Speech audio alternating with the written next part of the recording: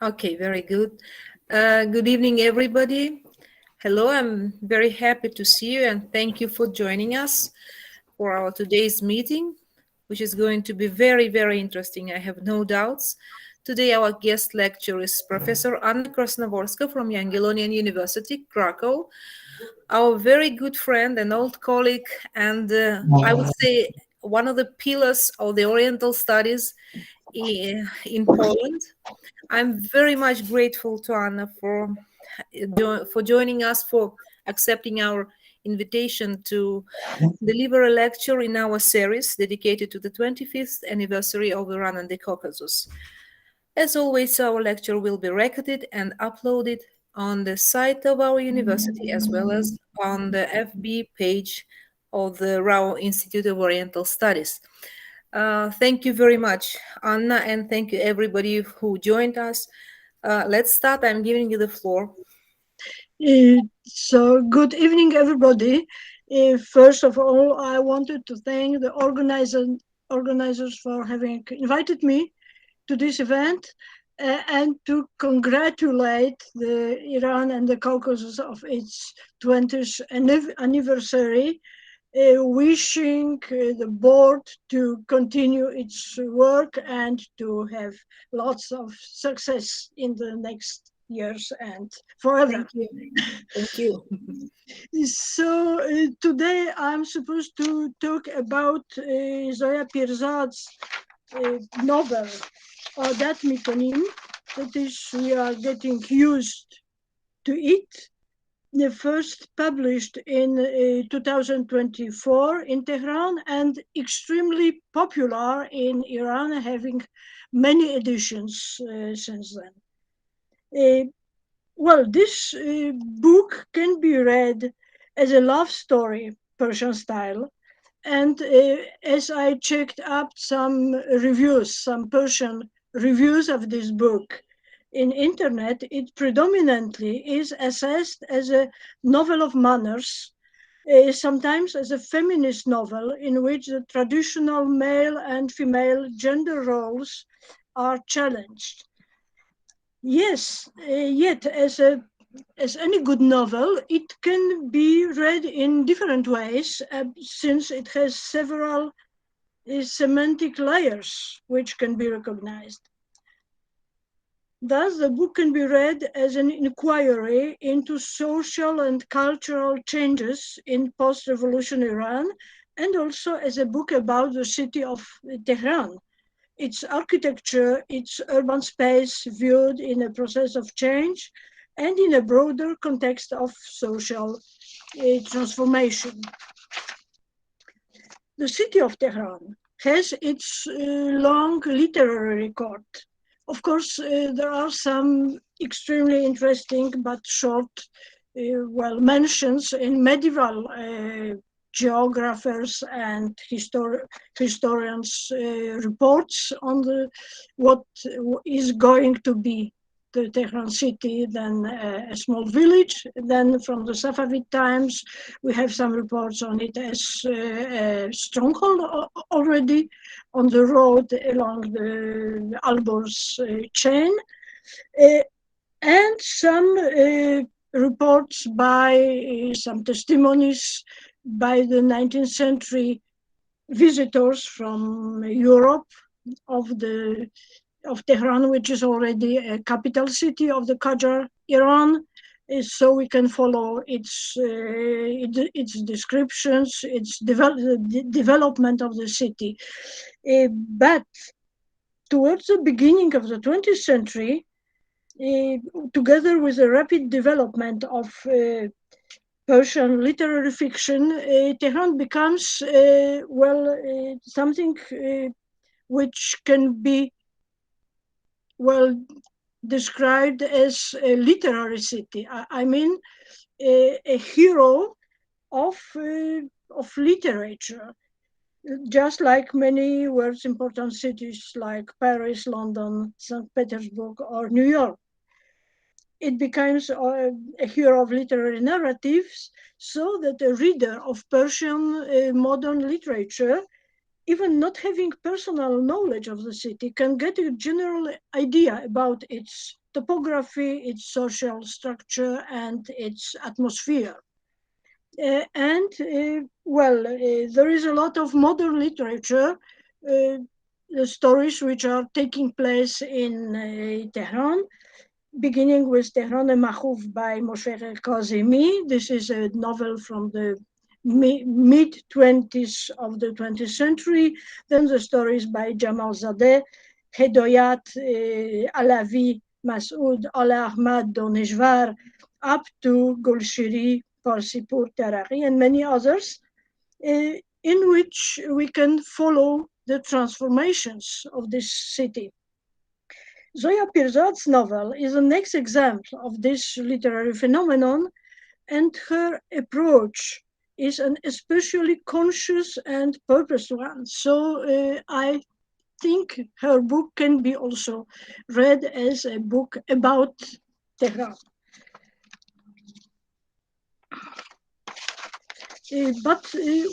First I would like to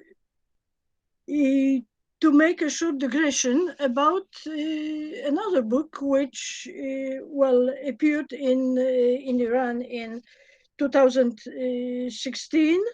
This is a book by Abbas Kazemi, عمر روزمره در جامعه پس انقلابی, the everyday life in the post-revolution society. It is important here because it has some similarities to what is Pirzād doing. Kazemi observes that the first decade of the revolution, the 80s AD, with its internal struggle for power, the lasting 8-year lasting Iraqi war and the revolutionary terror, brought in not only an actual deterioration of economy and of the level of life, but also a religious and revolutionary ideology which glorified a simple ascetic way of life of the common people, supposed to rise from Islamic spirituality and a genuine local kind of moral values, as opposed to the immoral and culturally aligned lifestyle of the westernized Harbzadeh elites. The new ruling class propagated a mortified, severe lifestyle, anti-Western, anti-intellectual, which it imposed on the whole society. So it was a way of life, so to say, Islamic and plebeian at the same time. Cultural change began with the end of the war, that is, end of the 80s, the death of Khomeini. Under the economically more liberal presidency of Hashemi Rafsanjani and the period of reconstruction, Bossazi began. Then followed President Khatami's attempts to grant a political Islam a more friendly face. This is the turn of the centuries, the 20th and the 21st century. Iran's hungered society rushed again towards consumerism and westernization.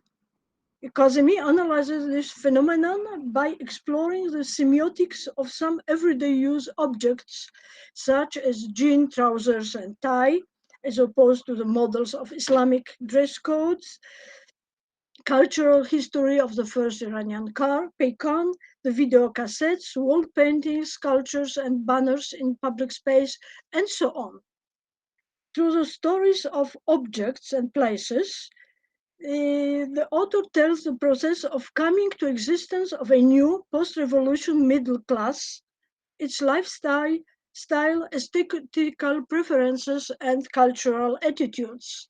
So now, in my opinion, Pirzād in her novel approaches similar issues, although from another angle and using the tools proper to literary fiction. But it is also an analysis of changing social condition through the description of places, objects, and customs, attitudes. Pirzād's novel is set, one can guess, on the turn of the 20th and 21st century, when the Iraqi war is over, the economy improves, the revolutionary terror eases, and new inventions such as the internet and cell phone find their way to Iran. And by the way, both these devices play an important role in her story. A new post-revolution middle class is taking shape. Iran's society tries to make up for the lost time, returning to the patterns of West-style modernization from the monarchy times, condemned by the revolution. But this time, the process develops in new conditions, in a different way, because the changes are not imposed from above, as it was in the Pahlavi times. They emerge from the inside of the society in a spontaneous and unruly manner. Sometimes a mechanical imitation of foreign ways of life and their aesthetical patterns takes on grotesque forms, leading to deconstruction of local cultural heritage and traditions. Now, what is the plot of the novel, approximately? The heroine of the novel, Arzu Sarem, in spite of having spent several years, and probably the hardest years of the revolution and the Iraqi war in France, is a representative of the revolution generation.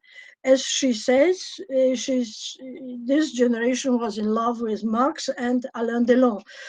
She's a well-educated, self-made businesswoman, apparently independent, a divorcee with a student-age daughter, Aye, and a dominating snobbish mother, Mahmounir, of the generation which made its social advance under the Pahlavis. The mother, by the way, claims to be, descending from the Qajar dynasty, which is a faked pedigree. Arzu runs a real estate agency inherited from her father. That's why she is dealing with buildings and apartments of various kinds, and why she is sensitive to architecture. Arzu falls in love with Sohrab Zarju, a man to whom she happens to sell an old house provided for demolition, Koneye Kolangi, thus saving the house from being destroyed. Their contacts take place in a dense and differentiated urban space from the elegant north down to the plebeian and neglected south of Tehran. The text abounds in evaluating descriptions of architecture, old and new. The buildings from the Qajar and first Pahlavi times are sharply contrasted with those which are coming to existence recently. I have a number of quotations. As I read I could find out, the book has been translated into French, Italian, and Georgian, but I didn't come across an English translation, so I made these translations myself. They are not perfect then, but well, I had no better choice. So you have, be tolerant. This is how Shirin, Arzu's business partner, describes for her a house, apparently from the beginning of the 20th century, provided to be pulled down. Here is a quotation.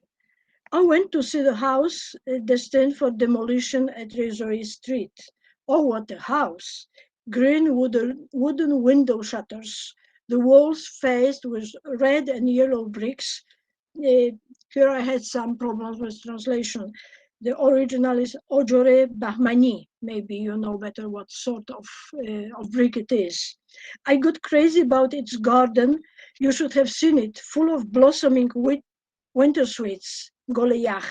What a scent, a lot of persimmon trees. There is a water pool as well. Its owner told me she had planted water lilies in it. What a pity. Within a week, this fine house will be pulled down, and in less than 6 months, a tower with Greek columns faced with granite of God knows what color will be built instead. Now Arzu herself visits the house with Sohrab, its expected buyer. Once more, she checked up the house, which, despite being empty, seemed complete. Everything looked to be on its own place. Nothing was missing, nothing was superfluous. She tried to describe it for herself. Simple and unpretentious. Then we learn more about the interior. The house has high ceilings, green ceramic floor with broad wooden skirtings, a fireplace framed with bricks, large built-in wardrobes, beautiful doors, windows overlooking the mountains. Now Sohrab says, still a month ago, its owner lived here. It is a solid building. We had good taste in old times. اون وقتا ما سلیقه داشتیم. And the taste, سلیقه, seems to be an important issue in this story. The cultural clashes describing it appear to be, in part at least, the clashes of taste. Now, one more example of it.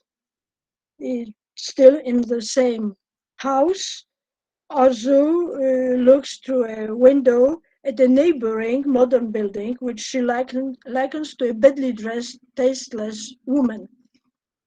Each store of the high building had different facing: 3-centimeter brick, green marble, bright pink colored cement, white stone with black veining. The windows had mirror panes and golden bars. Like a woman with her handbag, shoes, and dress borrowed from a different person each, covered with cheap jewelry. Her nylon stockings being laddered, no doubt, and the rooms of the house certainly dark. She obviously had calluses on her heels, and the kitchens of the buildings were most probably not ventilated. Thus, the old house is characterized as simple but functional and elegant, modestly decorated, built thoroughly with good quality materials, having a garden around. Modern housing, on the contrary, is described as flimsy, non-functional, and pretentious, being an eclectic mixture of styles isolated from nature, offering false glamour.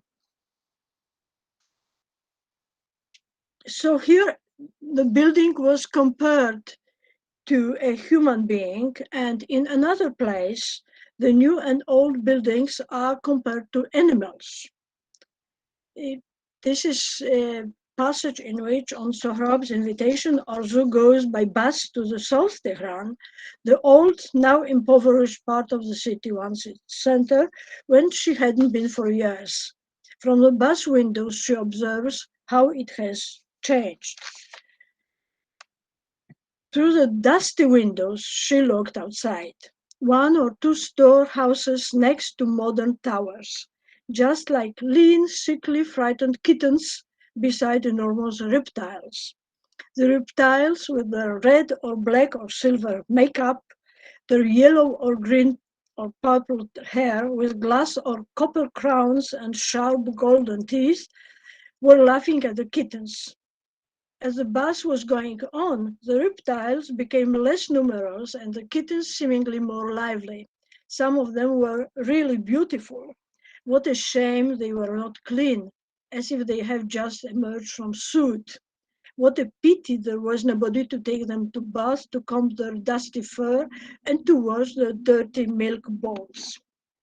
So these are the contrasts of old and new buildings. And still we have many descriptions of examples of architecture, but there is another one, old house from the Qajar period, so even older, located in the Sarchashmeh district. This is also in the South Tehran, close to its bazaar. The house belongs to the family of Arzu's employee Tahmine. The family lives in poverty and the house, inherited after their once influential ancestors, is in poor condition, but still beautiful. Sohrab takes measures to get the support of Mirase Farhangi, that is National Heritage Office, for its renovation. And again, we have descriptions of this house. Arzu looked around her. What a beautiful courtyard! The brick-paved courtyard with its hexagonal water pool, its broad veranda with spirally twisted columns, and its tiled sills of the basement windows looked like a watercolor painting. In the rest of the sunset light, the doors which opened on the veranda looked cream color. The inscriptions above the doors were of tinted glass, and the door knockers were shaped like small clenched fists. What a beautiful house, she said this time from the depths of her heart. But the most beautiful is the basement, Zir Zamin of the house. They descended a few steps down. Termine opened the door of the basement and Arzu stopped with her mouth wide open. The floor, the walls, and the arched vault, Zarbi, were all in brick. The bricks in dark and light colors, square, rectangular, and triangular. A small fountain, Obnamo, shaped as a five-petal flower of turquoise tiles. Sohrab walked back and forth and circulated around. Look at the vault. Can you imagine it was built over 100 years ago? Have a look at the window frames. Can you see the bricks on the floor? Arzu's side circulated together with Sohrab's. How many patterns and designs have been made with bricks? And again, this house also is contrasted with a modern building with cheap apartments for rent. Also visits it with her clients, a poor young couple with a lead daughter. Ironically, its street is called the Field Poppy Street, Kuche Shakoyer. In a street so narrow that one car could barely pass, the 6, 8, and 10-store buildings stood in line, abating one another on both sides, like two rows of tin soldiers ready for battle. Although it wasn't even noon, the street had evening light. The housekeeper entered the apartment first. In order to see it, the light was necessary, but the bedroom had no bulb. Arzu approached the window of the sitting room, which overlooked a dark shaft at the middle of the building. She thought about the basement of Tahmine's house, bricks, a turquoise fountain, a tall vaulted ceiling, and the windows which let in the light taken from somewhere, even at sunset. She looked at the cement wall of the shaft and at the little girl with her doll. Won't the child get depressed in such a cramped place? The girl needed a window with a more beautiful view, a place in which day was not like night, and instead of dog's shit in the dark entrance, there would be some sunlight. Moreover, Arzu realized there was not a single tree in the Field Poppy Street. So in the book we find many more descriptions of new and old buildings, of their interaction with the landscape and with natural environment. Also addresses the mountains she can see through her kitchen window. Thanks God they haven't built houses on you so far. Her sight came down beneath the mountains, houses and houses, towers and towers. The walls of a tall building were green, its window frames red. Looks like Lego blocks, she thought. You can see the views of Tehran, which I think can tell what it looks like. Buildings and buildings, and not on the slopes of the mountains yet, but soon to be so, to be there soon. But the customers of Arzu's agency look for modern houses and apartments, expecting them to be equipped with the items considered prestigious.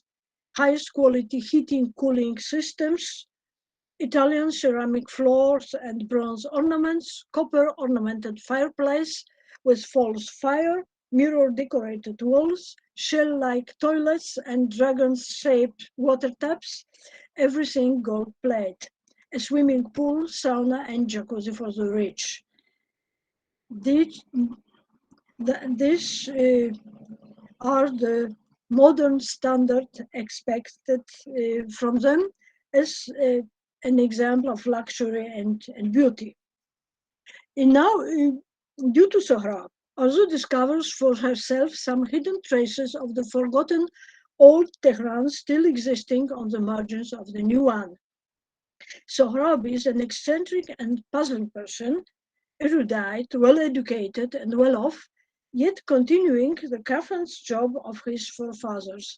In the conservative south of Tehran, close to the historical Tubkhane, now Imam Khomeini Square, he runs a shop with locks, door handles, and other kinds of metalware. His modest shop turns out to conceal some unexpected treasures on its back. So it's a kind of magical place. It was a large a room. This is a description of a room which is on the back of the shop. It was a large rectangular room with brick floor. An old fan hung from the middle of its high ceiling. On one of the walls there were wooden bookcases with glass doors full of books and of objects which could not be recognized from distance. The wall behind a large desk from top to bottom was covered with large and small oil paintings in heavy wooden frames. The third wall was all of glass. On its other side, in the middle of a small courtyard with mud walls, there stood a very large horse carriage, shiny black, with golden wheels. Arzu had seen a similar one in a film only. Then, in the sequel of the story, we learn that the bookcases contain Sohrab's collection of old locks, padlocks, and other rare antiquarian objects, and the carriage had been bought by Sohrab's great father, the Qajar court locksmith, Khosrowsboshi, during his trip to Europe in the Shah's retinue, probably Nasruddin Shah. The Shah first persuaded his locksmith to present him with the carriage, but later on, in acknowledgement of his merits, he restored it to him. So it was inherited by Sohrab also. Sohrab takes Arzu on a walk to the nearby Boghemeli, an internal square in the old part of the city behind an ornamented gate. Can we see the gate on the pictures? Can you kindly show one by one, and Anna will tell you. Well, I'm sorry, This one. something blocked my view on the pictures, but you have to. You should share the screen of Gevorg. Just Yes, but I something. I'm sorry. I have a problem with. Is this the gate you wanted? Yes, this is the gate. Yes, thank you. yes. Yes. So there is a description. To the gate, they entered a space closed for traffic. Arzu looked at the broad alley, at the beautiful brick facing of the buildings of the Ministry of Foreign Affairs and the post office, at the capital and the capitals of the columns shaped as the heads of lions and horses. Probably we can see this building and the interior of the Boghemeli in the next photos. Boghemeli is an yes, so you can see, yes, you can see the trees and the buildings in it. And one of the buildings will be, this is a Kazakhane, yes, former barracks, but we have also this building of the Ministry of Foreign Affairs with this pseudo, Ecumenian columns soon. This enclosed space with its historical buildings from the Qajar and first Pahlavi periods and its old trees evokes Orzu's childhood memories, which take her back to her family past and to her father's Bazari roots. Here, Sohrab stopped in the middle of the alley. As for me, it is the most beautiful spot of Tehran. Look, the trees put on the buds. It looks as if it were not in Tehran, Arzu said. Tehran is right here, or used to be. The place we are living now is nobody knows where. So these are the descriptions. And in this story, at least, two fine historical buildings are being saved due to Arzu's and Sohrab romance. The Khune Kolangi, which is bought by Sohrab, and the house inherited by Tahmine's family, which is, hopefully will be restored by the Miras Farhangi. But it's no more than a literary fiction. Non-conformist, bountiful spirits like Sohrab and magical places like his shop exist in fairy tales only. The traces of old Tehran are disappearing briskly, giving place to ugly, unfunctional housing and chaotic planning. Also the elements of natural environment, essential for good architecture and friendly space, like trees, gardens, water, light, space, view on the mountains, are being systematically expelled from the urban space. In Pirzād's novel, changes of architecture seem to be but one example of a more general process. The reader comes across a number of wittily observed everyday situations revealing the clashes and fusions of apparently non-compatible lifestyles and mentalities.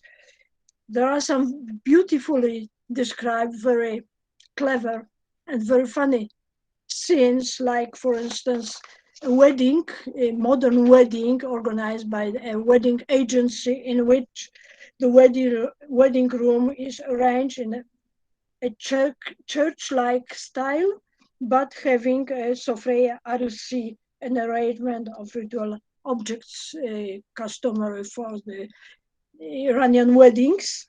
And the menu is composed of oshereshte, a traditional noodle soup, and sushi in plastic bowls.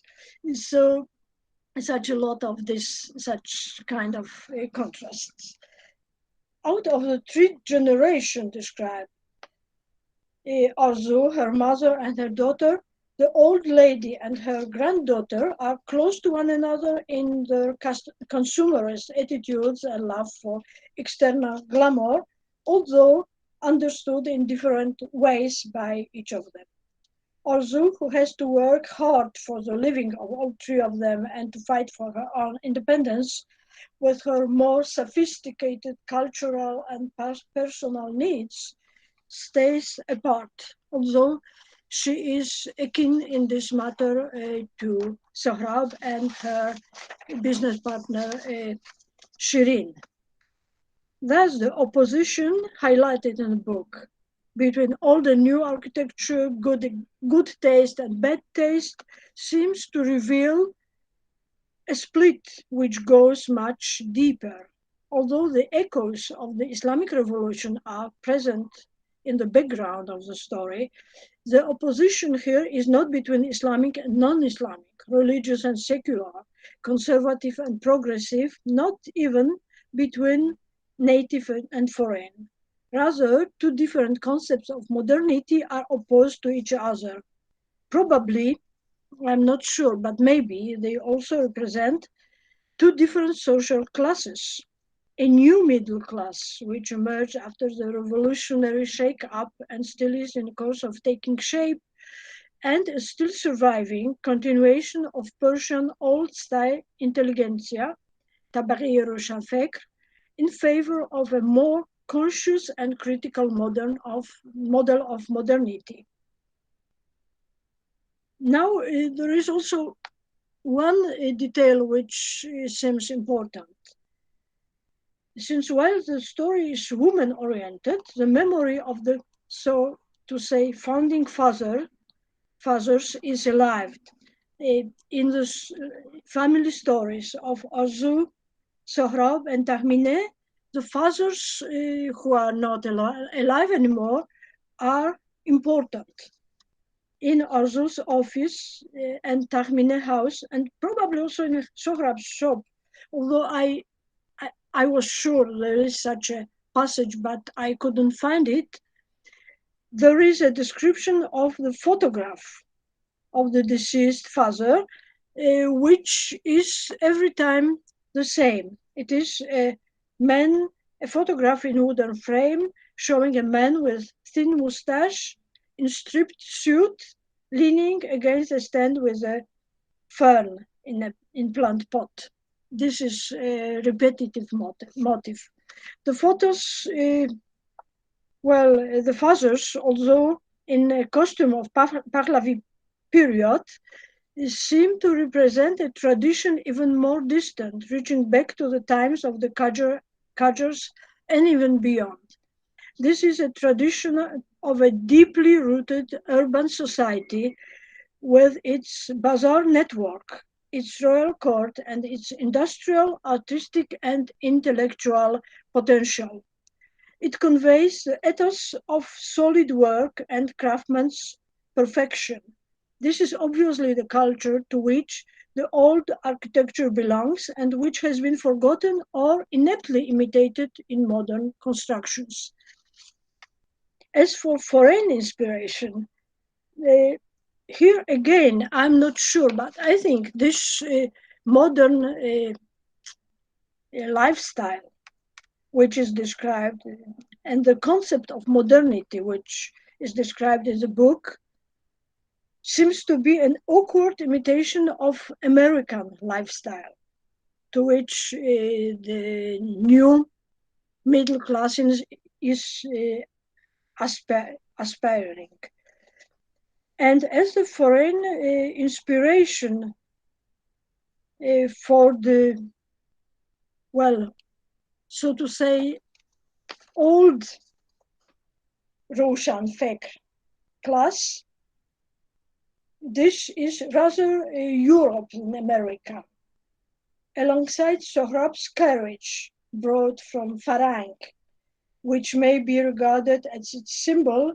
We find many more references to French language and culture, for instance, the songs by Jacques Brel, among others. Paris being a place familiar to the protagonists of the novel, the place where Arzu was studying, Sohrab was studying, the place which is, evoked in many different contexts. So if I could, make a conclusion about the message of this book, of this level of the book, because as I said at the beginning, it's also a social story, a feminist story, manners novel, and so on. It can be read in many ways, but this way of interpretation, this Chonesh Karaat of this book, so to say, of mine, is such. The novel seems to point to a need for modern intellectual culture and historical consciousness which would respect the past, be not ashamed of it, protect its heritage, and which could make a creative use of the experiences and achievements of the past for the sake of modernity. So this is what I would like to tell you about this book. Maybe, well, it's not a correct way of interpreting it, but it's my opinion on it. So thank you very much, and I hope for comments. Thank you very much, Anna. It was really very, very interesting to listen to the opinion of a real expert of the Persian literature, Iranian literature.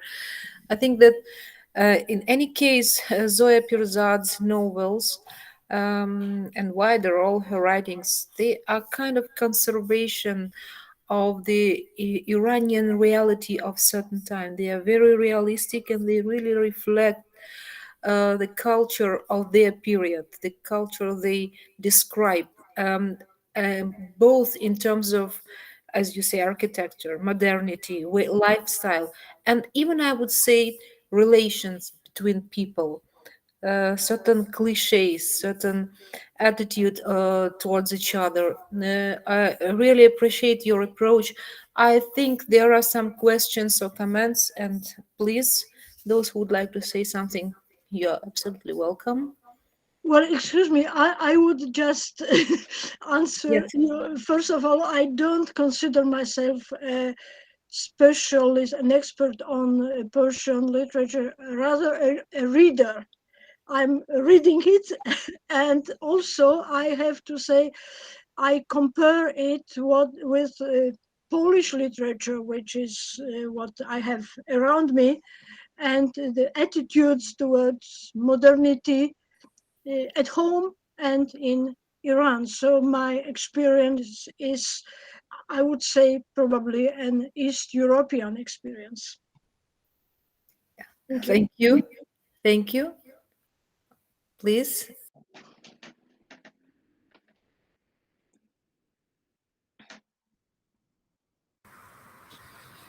No, I have no questions, but I would like to greet Anna and thank her for this fascinating and very interesting presentation. And I would like to stress once more the role Anna played in the processes around the Iran and the Caucasus.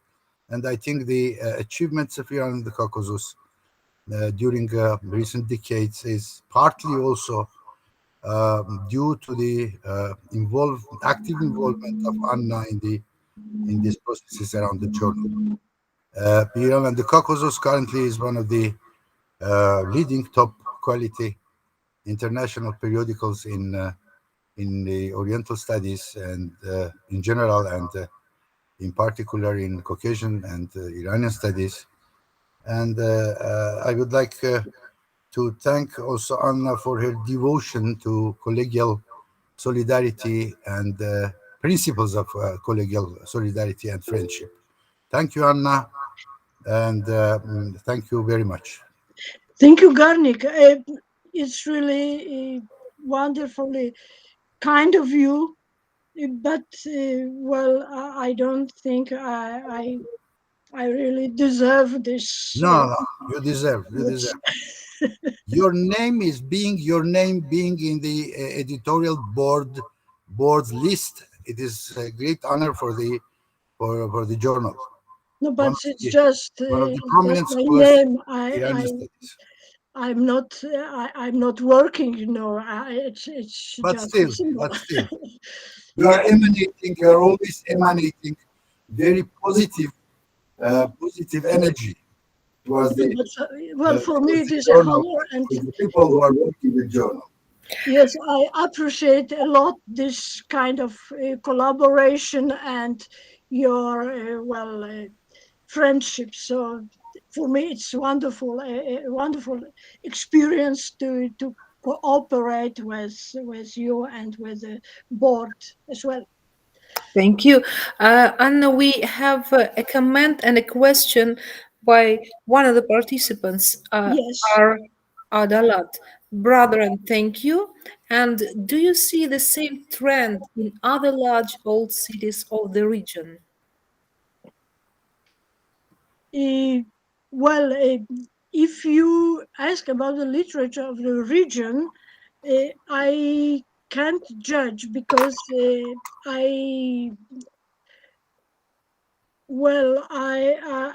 I'm reading Persian literature, but for instance, no Arabic literature. But I think, there is the type of modernity which is going on and which is being described in literature now. It's a sort of globalization, and this is a problem that probably everywhere it is tending to be similar with local speciality, so to say. But what I can judge from the East European literature, for instance, this is the same problem. I mean, a modernity which is in a way very superficial, which is a sort of imitation, and which needs, and also in a way discrediting some kinds of tradition which is good and which should be used not as gadget only, but in assessed and applied to modern life in a deeper, more conscious way. Thank you very much. Anybody else would like to say or ask anything?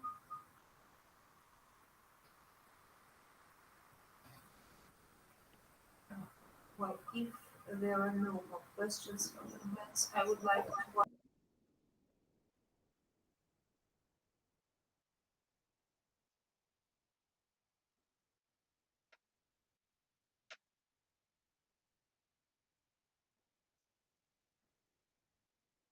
Victoria, I can't hear you. What about? I'm really sorry. Yes, my mic was turned off. If there are no more questions or comments, I would like to once more express my deep gratitude to Anna for her readiness to collaborate and to take part in our so far online events. We are going to continue our series in the years to come. We discussed it already with some of our European colleagues, with the Italian and other scholars who will eagerly participate. And I think in this problematic time, when we do not meet so far as we used to through the years, we are going to continue this series of lectures in order to have a kind of an archive of our communication, not only academic but emotional, personal as well, in order to to be in touch with each other. I mean, this is also very important apart from the academic value of what scholars contribute in their lectures. Thank you very much, Anna. Thank you very much. It was Thank really a you. pleasure to see you. I have something to add, if you permit me.